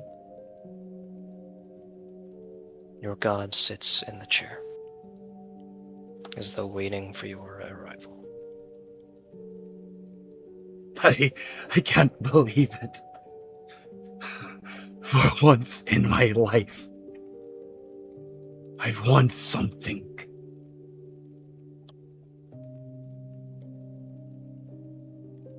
Merkin looks down upon you. He wears a faint smile across his bearded face.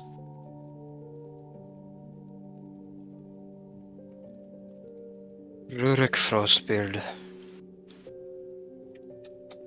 It is good to finally see you face to face. It is, Merkin. I'm home. As you say this, Merkin's smile slips a little.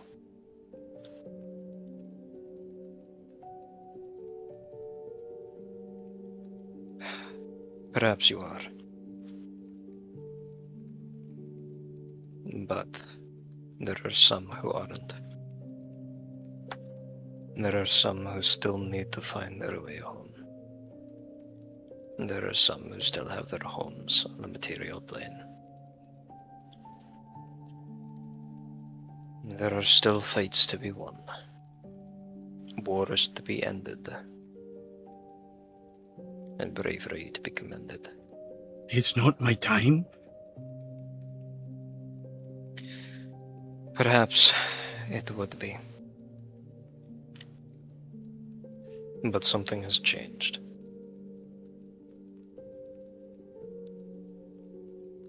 Valus. He nods. The smile is gone from his face now, his mouth fully hidden by his beard. Did She had... Give me a second.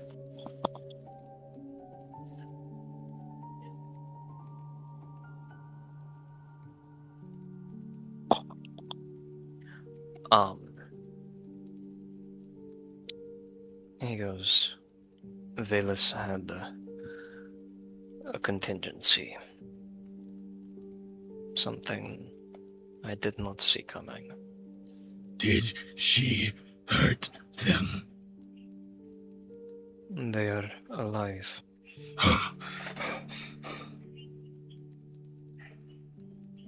But so is she. How?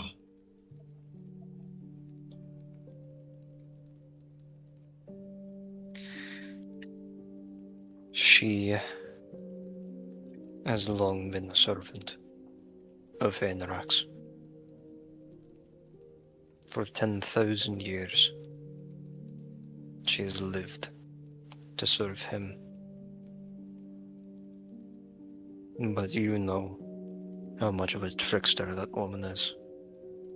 She lived. She, All good? Good men died? he nods. She realized, much like we all did, that for Fenrax's plan to come to fruition, the aspects must die. But it never said they had to stay dead.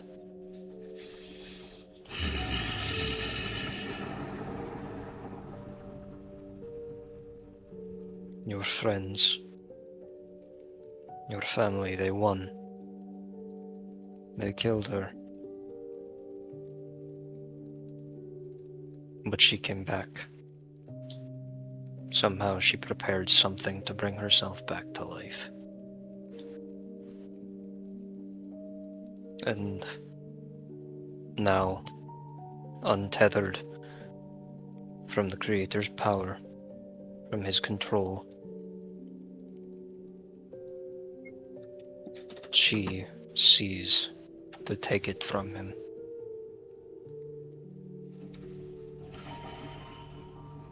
And with that power, she can wage as much war and death as she likes.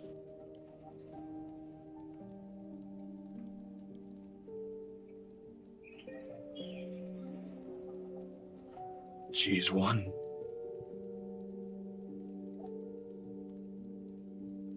Everything we fought for. Finding souls within the damned. Aiding those who needed it the most. And she still won.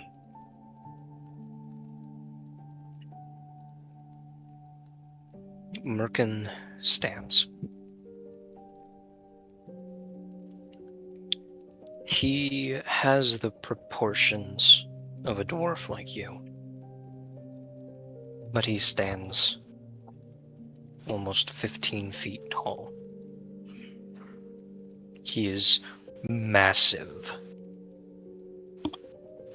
But as he steps down from his chair, down the steps off the raised dais upon which it sat, he seems to shrink until he stands only a few inches taller than you. And he reaches out and he puts his hand on your shoulder. She only wins if we let her She only wins if there is nothing to stand in her way. There are some of us that still are here. In her war against all of the heavens, she didn't get to some of us. He gestures a hand out towards the rest of Aeternium, this mead hall that spans farther than the eye can perceive. And he goes, and that was her last mistake. And brings his hand back in, and he looks at you. And those of us that are still here, we do not want war. We do not even want peace. We just want the world back the way it was. Out of the control of creators and meddlers.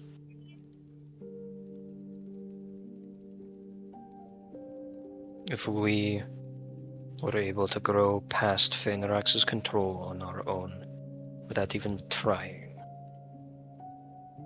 imagine what we can do when we are against someone who thinks they can take the mantle.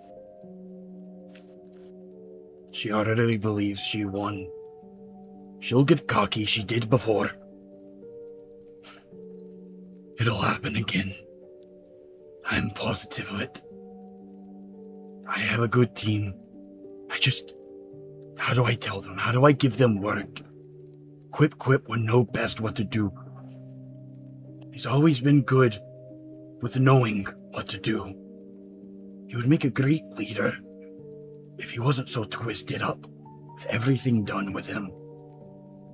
I want to speak with Quip. How? Merkin raises a hand and does a small motion with his wrist, and a book appears in it. One Rurik would recognize. It's his journal. And he holds it out to you. Right. You spent years. What's a few more minutes? Which journal? Just his personal journal. Yeah, remember this would be probably his newer one. All the other ones he's already kind of put on shelves at the Grove before coming here. And he hands it to Rurik.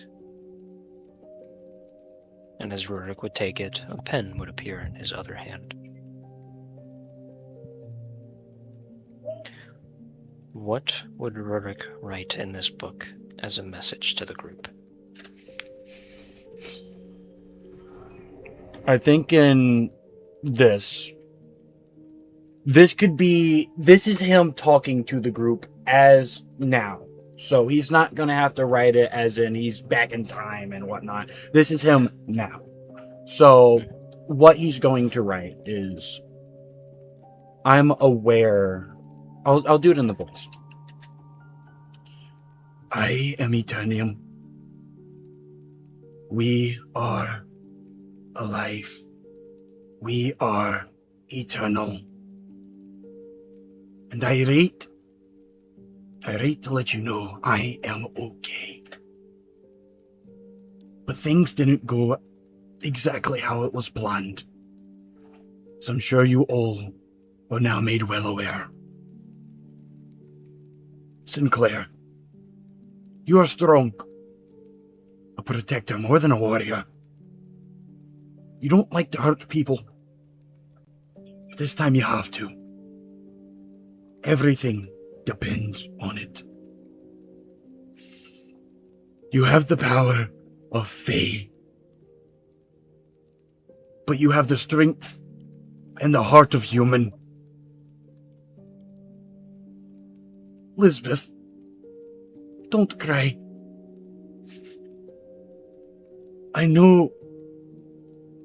seeing me there. Another father figure you feel like you failed. You told me at the Grove you were scared of this day. Well, this day has come. You've made me a very proud man. You're stronger than you'll ever know.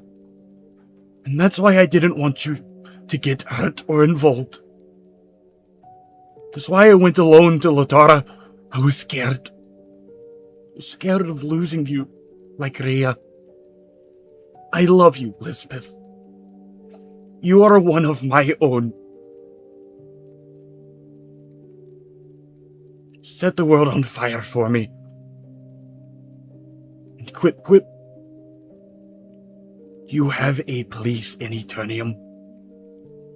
You have a reason to fight. You're a damn good leader. It's time to act like it. Lead these people. They are your own. They will look up to you. Shepherd them. You're the only one I trust enough to give that responsibility to. The only one smart enough. The only one trained enough. I know that you, above all else, will keep them safe. You are the key of winning this battle. Without you, the others will fail. All of Eternium, this world, your dead families, your living relatives, they all depend on you. All of you. When you see Valus again, smile at her. Make sure she knows that just cause she killed me doesn't mean she has won. Just because she's tricked you all doesn't mean she has won. Because you all will win. I know it is true. So make it true. You all have been a light in my dark life. You all have saved me in more ways than one. Even you, Quip. All of you.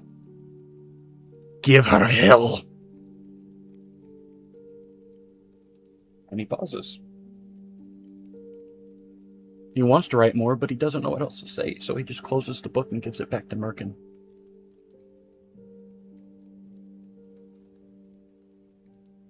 Merkin takes the book.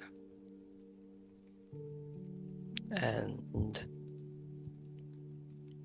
he gives Rurik a tired smile. And he pats him on the shoulder. This war isn't over, Rurik. But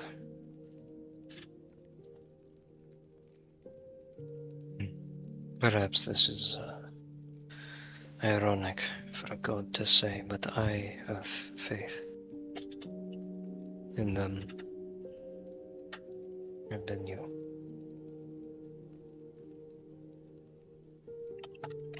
For now, I think you have a daughter who wants to see you.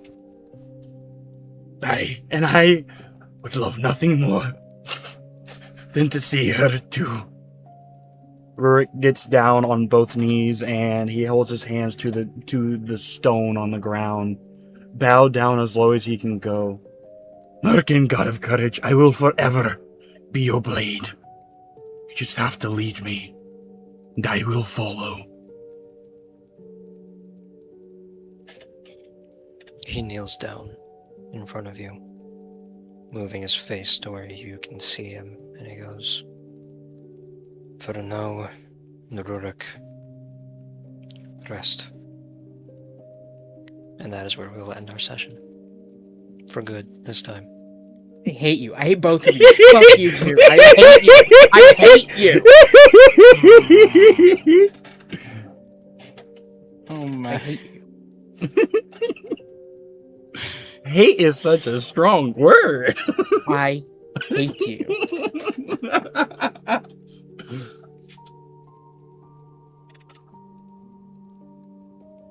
Oh my lordy.